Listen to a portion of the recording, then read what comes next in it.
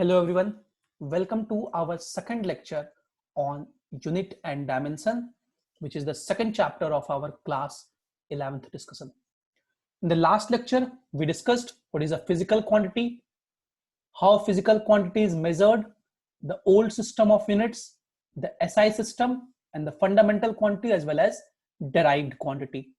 Their definitions, what are the 7 fundamental quantities, what are dimensional quantities and what are dimensionless quantities, then the principle of homogeneity, and then we were discussing the first use, how to convert a physical quantity from one system of unit to another.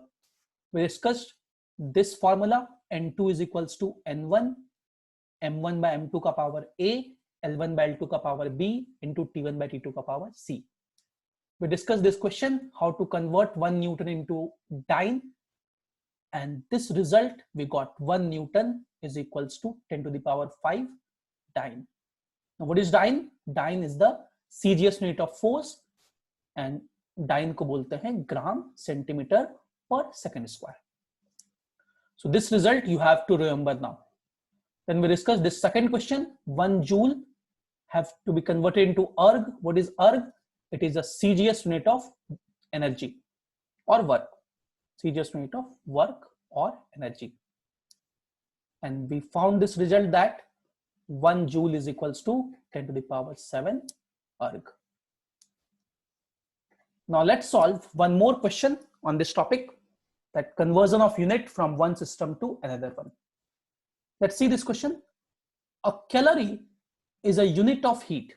Calorie जो होता है वो heat का unit होता है और energy, and it is equal to 4.2 joule. So 1 calorie is equals to 4.2 joule. This is given to you.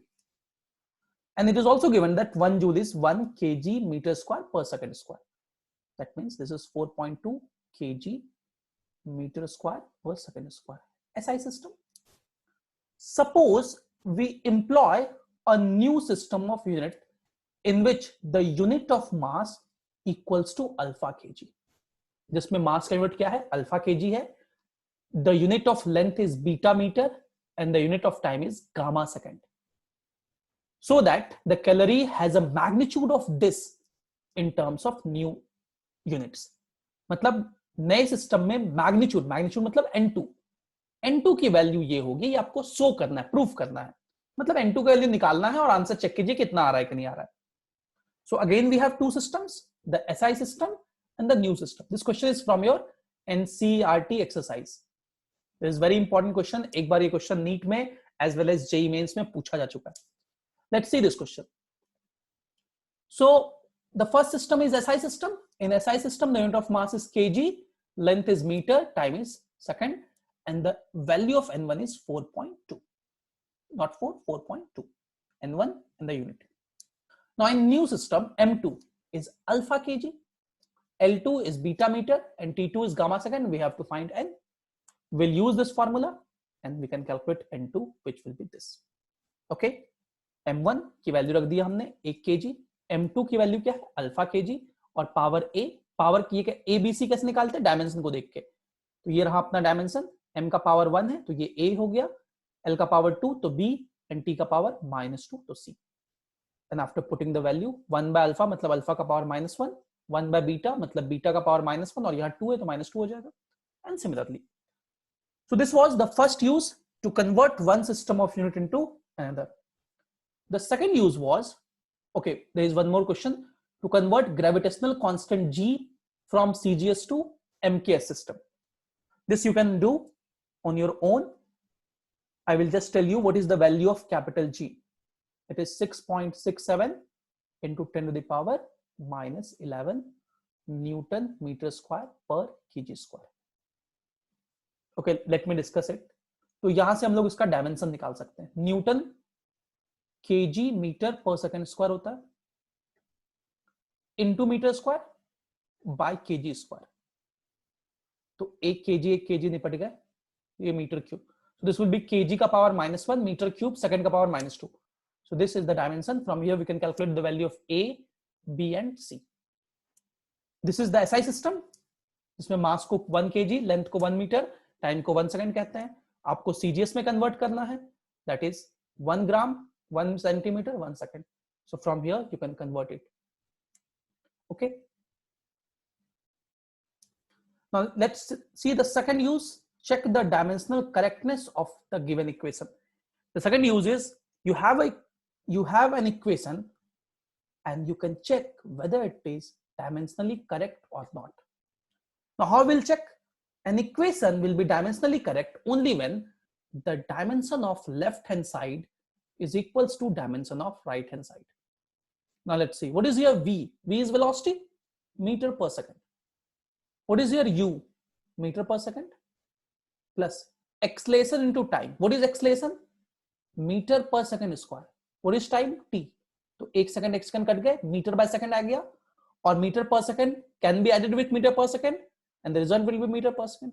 So you can see the unit of right hand side is equals to the unit of left hand side. So this equation is correct. But don't you think if the equation will be V is equals to U plus 280, still it will be correct. Meter per second, meter per second, meter per second. What about this 2? This equation is wrong, but dimensionally correct. So we say we can find the correctness of an equation dimensionally only. So remember this point. If an equation is dimensionally correct, then it may be correct or it may be wrong. However, if an equation is dimensionally wrong, then it will be definitely a wrong equation. And on based of this concept, IIT JEE had various asked this question. क्या कहते हैं वो लोग, बहुत सारा complicated question पूछ दिए, जिसको आप अगर पूरे मेथड से सॉल्व करोगे फिजिक्स के कॉन्सेप्ट से तो सॉल्व नहीं होगा. पता चला उस कॉन्सेप्ट में वेलोसिटी पूछा गया था, और जो एक्सप्रेशन था 4 ऑप्शन में चेक करते तो वेलोसिटी लेफ्ट हैंड साइड में होना चाहिए, राइट हैंड साइड में भी वेलोसिटी होना चाहिए, एक ही ऑप्शन में था. तो सिर्फ आप डायमेंशनली चेक करके आंसर ला सकते थे. And they have done it, they can do it again. So please remember this point. If an equation is dimensionally correct, अब मान लीजिए 2 ऑप्शन उसमें करेक्ट हो जाए, फिर you have to solve it. But अगर 3 ऑप्शन गलत हो जाए तो तीनों तो गलत है. If an equation is dimensionally wrong, it is a wrong equation. Okay, similarly we have another equation v square minus u square is equals to 2as. ये भी काइनेमेटिक्स का एक इक्वेशन है, पढ़ेंगे हम लोग. So what is the dimension of left hand side? Metre per second का whole square minus metre per second का होल स्क्वायर, तो मीटर पर सेकंड का होल स्क्वायर. डोंट यू ऐसा नहीं सोचना कि कट जाएगा, तो यहां कुछ वैल्यू भी तो होगी. तो ये हो गया लेफ्ट हैंड साइड का. राइट हैंड का साइड का देखिए, a into s. What is acceleration? Meter per second square into s distance, तो मीटर, तो meter square by second square. तो लेफ्ट हैंड साइड और राइट हैंड साइड का same है, hence this equation is dimensionally correct. Next question, s is equals to ut plus half at square. ये भी very famous equation, जानते हैं हम लोग.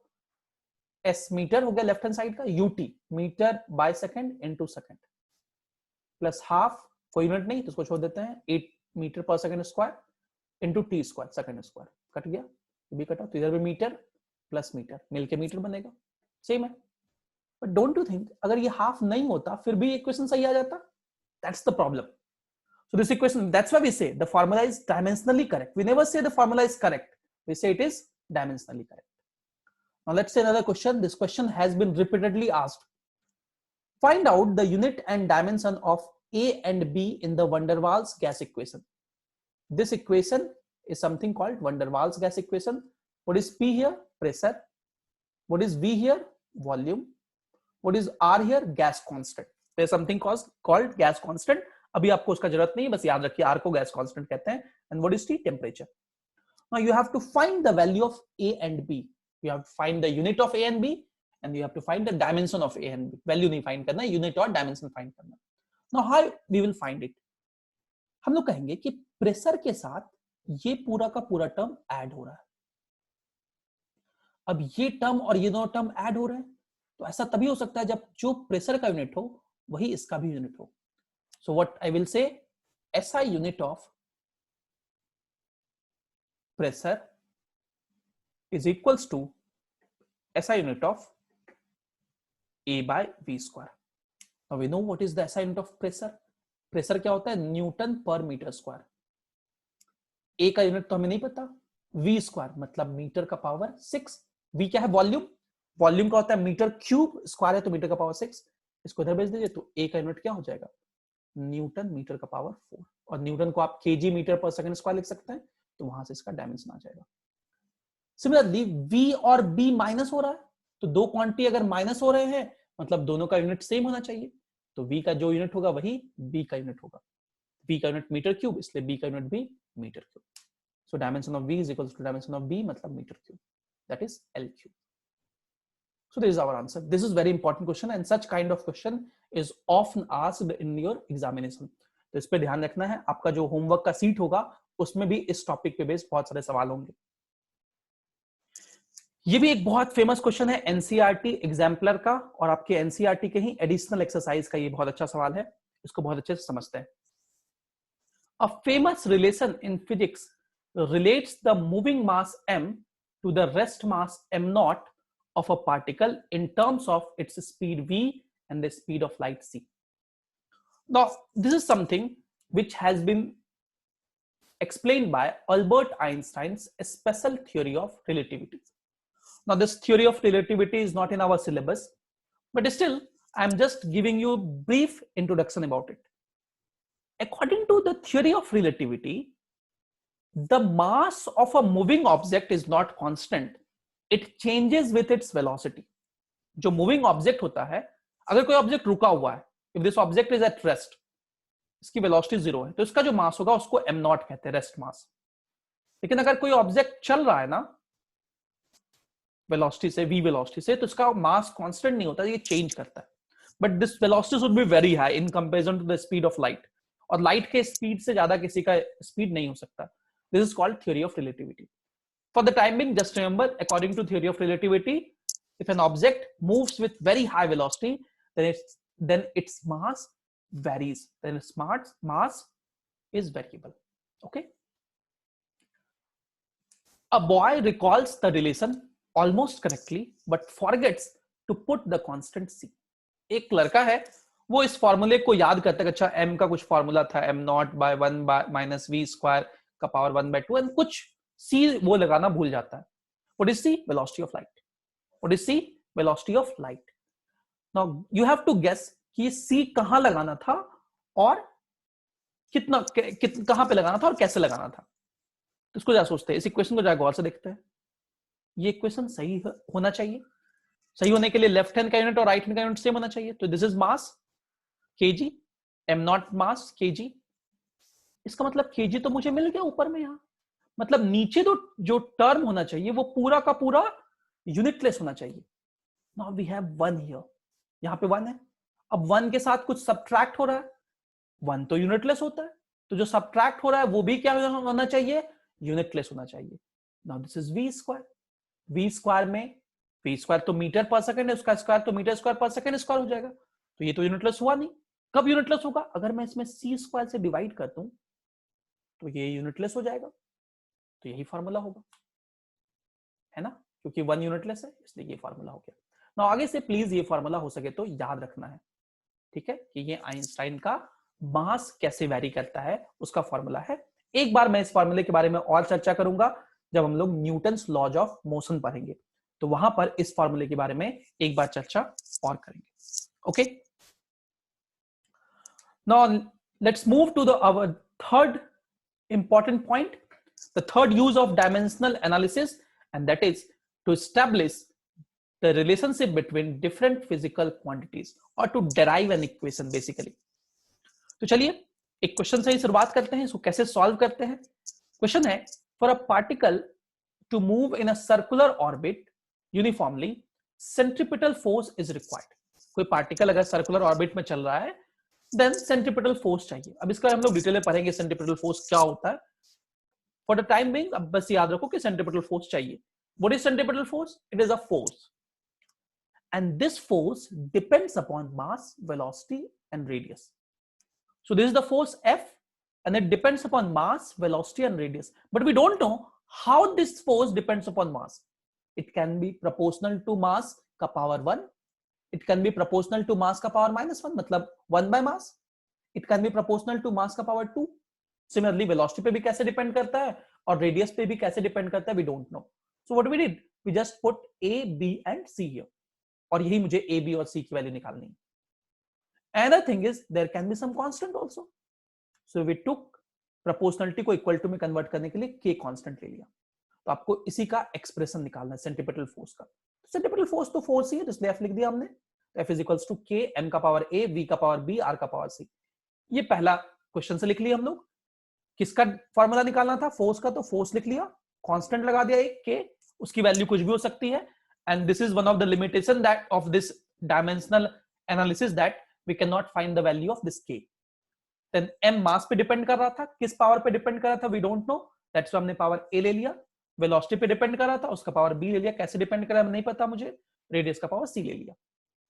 अब k का डायमेंशन तो हमें पता है, सॉरी फोर्स का डायमेंशन तो हमें पता है. What is force? Metre kg metre per second square, मतलब m kg metre per second square. ये हमारा फोर्स का डायमेंशन हो गया. कि एक कांस्टेंट है और वो डायमेंशनलेस है, उसको छोड़ देते हैं बात. What is m? Mass, m का power a. What is v? Velocity, metre per second, मतलब l t का पावर -1, इसका power b. And what is our radius? Length, power c. अब हम लोग पावर कंपेयर करेंगे. तो यहां देखिए m का पावर 1 है और यहां m का पावर a है, इधर तो और कहीं है नहीं, मतलब a का वैल्यू 1 होगा. अब देखिए यहां l का पावर 1 है, यहां l का पावर 1 का पावर b है, तो l का पावर b हो गया, और यहां l का पावर c, मतलब l का पावर b इंटू l का पावर c है, मतलब l का होल पावर कितना हो गया? b plus c. और इधर साइड l का पावर 1 है, तो l का पावर b प्लस c का वैल्यू कितना हो गया? 1. यहां t का पावर -2, यहां पे t का पावर -b. ठीक है, तो t का पावर हो गया -2 और यहां t का पावर -b. तो माइनस माइनस कटा, b का वैल्यू कितना आ गया? 2. a का वैल्यू पता था, b का वैल्यू 2 यहां रख देंगे, तो c का वैल्यू कितना आ जाएगा? -1. तो फॉर्मूला हो जाएगा F is equals to k, m का पावर a था तो a का वैल्यू 1, v का पावर 2 आ गया, r का पावर -2, मतलब k m v square, sorry यहां r का पावर -1 है, c है ना, c का वैल्यू -1 है तो -1 हो गया, k m v square by r. अब ये k का वैल्यू डायमेंशनल एनालिसिस आपको नहीं बता सकता है, तो हम लोग k के ही टर्म में छोड़ देते हैं. मैं यहां आपको बता दे रहा हूं कि k का वैल्यू 1 होता है. This you can not calculate dimensionally, this you have to remember. तो अब किसके लिए याद रखना है? उन्हीं के लिए जो मैं भी बता रहा हूं, बस, और किसी के लिए नहीं याद रखना है. तो सेंट्रीपिटल फोर्स कितना हो जाएगा? mv square by r. बहुत फेमस फॉर्मूला, आगे हम लोग बहुत बार यूज करेंगे. So this is how we derive formula. तो अब अगले क्वेश्चन में आप क्वेश्चन देखोगे, वीडियो को पॉज करोगे और खुद से ट्राई करोगे, एंड देन आप वीडियो आगे देखोगे जहां पे उसका एक्सप्लेनेशन है. सो this is the next question. Experimental reveals that velocity v of wave. अब ये सब नहीं सोचना है वेव क्या होता है, वाटर वेव क्या होता है, वेलोसिटी है उसकी बात कर रहा है वो, और वो वेवलेंथ लैम्डा पे डिपेंड करता है, डेंसिटी पे और एक्सेलेरेशन ड्यू टू ग्रेविटी पे. और आपका फॉर्मूला निकालना आपको. अगर किसी का यूनिट नहीं याद हो तो आप वीडियो देख सकते हैं आगे यूनिट तक देखने के लिए, लेकिन उसके बाद आपको आगे कंटिन्यू करना है. तो किसका एस्टैब्लिश करना है रिलेशन? वेलोसिटी का. तो हमने लिख दिया वेलोसिटी इज इक्वल्स टू एक कांस्टेंट डायमेंशनलेस कांस्टेंट k. किस पे डिपेंड कर रहा है? वेवलेंथ पे. वेवलेंथ को लैम्डा से लिखते हैं, इसका यूनिट मीटर होता है, यूनिट मीटर, तो डायमेंशन l होगा. उसके बाद डेंसिटी पे, डेंसिटी kg पर मीटर क्यूब होता है, kg पर मीटर क्यूब.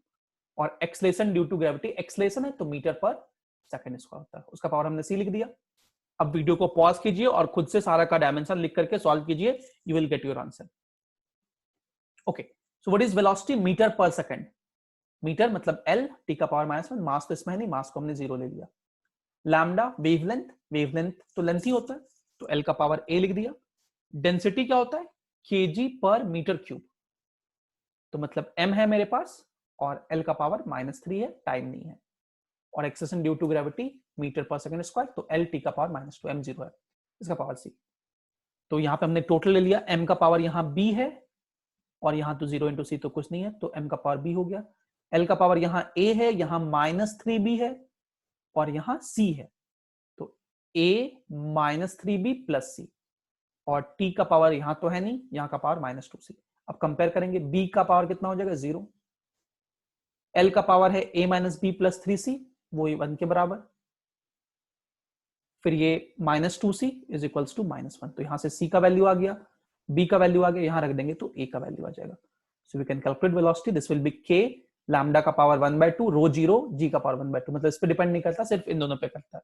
और 1/2 को रूट कहते हैं, तो ये भी रूट लिखेंगे, ये भी रूट लिखेंगे, तो इसको हम लोग वेलोसिटी ऐसे लिख सकते हैं, k under root lambda into g। अब k का वैल्यू हम लोग को नहीं पता होता है, हमें भी नहीं पता है, तो इसको बस याद रखना है कि ये होता है, वैसे शायद 1 होता है k का वैल्यू। अब देखिए जो क्वेश्चन अभी हम लोग किए, इसी क्वेश्चन को दूसरे तरीके से भी पूछा जा सकता है। इसको ऐसे कहेगा कि अगर वेलोसिटी, फोर्स और टाइम को फंडामेंटल क्वांटिटी ले लिया जाए, तो बताइए मास को लिखिए इनके टर्म में। या दूसरा क्वेश्चन है एनर्जी को लिखिए, दो क्वेश्चन है इसमें, दो पार्ट है, ए है मास को लिखने और बी है एनर्जी को लिखने। तो इसको भी बिल्कुल वैसे ही सॉल्व करेंगे। मास को लिखना है मतलब मास का फॉर्मूला लगाना है, फॉर्मूला निकालना है किसके टर्म में, वेलोसिटी, फोर्स और टाइम के टर्म में। तो मास का डायमेंशन लिखेंगे, वेलोसिटी का लिखे, फोर्स का लिखे और टाइम का लिखे, सॉल्व कर दिए तो ये मास आ गया। ये पहला पार्ट था। सिमिलरली एनर्जी का लिखे इसके टर्म में और डायमेंशन निकाल दिए। ठीक है, so this was the third use of dimensional analysis. Okay, now the last point of discussion is what are the limitations of dimensional analysis. Dimensional analysis के क्या क्या limitation है। पहला, the value of dimensionless constant which we came across in the third method, the third process हम लोग पढ़ रहे थे, k का वैल्यू वो हम लोग नहीं निकाल सकते। दूसरा, अगर इक्वेशंस में एक्सपोनेंशियल और ट्रिग्नोमेट्रिक फंक्शंस हैं तो नहीं लगा सकते, log, trigo, sine theta, cos theta, exponential, ये सब के लिए नहीं है, सिंपल मल्टीप्लाई वगैरह के लिए। एडिशन भी हो तो नहीं लगा सकते। देन ये तभी लगा सकते हैं जब 3 या 3 से कम क्वांटिटी हो। It can not be applied for quantities involving more than 3 physical quantities. 3 से ज्यादा होगा तो फिर नहीं लगा सकते, 4 वेरिएबल होगा तो फिर नहीं लगा सकते। And next, it can check only whether a physical relation is dimensionally correct or not. It cannot tell whether the relation is absolutely correct or not. ये हमने कहा था कि डायमेंशनली करेक्ट है तो वो रॉन्ग भी हो सकता है, लेकिन उल्टा क्या है, अगर डायमेंशनली रॉन्ग है तो वो पक्का पक्का रॉन्ग होगा। So this concludes our discussion on dimensional analysis. इसमें हम लोगों ने जो 3 मेथड थे, 3 टाइप के सवाल उसको डिस्कस किए। अब इन 3 टाइप के सवाल पे डायमेंशनल एनालिसिस में बहुत सारे सवाल बनते हैं। So I will be sharing an assignment sheet of dimensional analysis on your assignment portal, from where you have to solve the assignments of dimensional analysis. So in the next lecture, we will be discussing the important questions of dimensional analysis from the assignment section. Okay, so this concludes our second lecture of unit and dimension. Thank you for being with us. Have a great day.